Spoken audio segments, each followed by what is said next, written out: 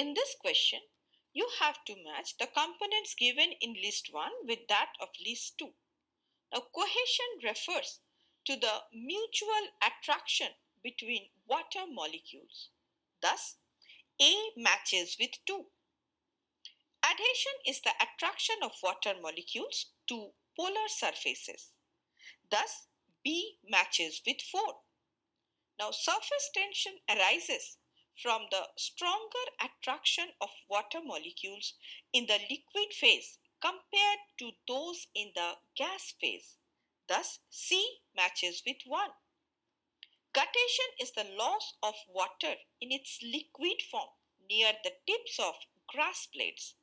Thus, D matches with 3. Hence, the correct answer is option B. Options A, C, and D are incorrect as these options include inappropriate matches.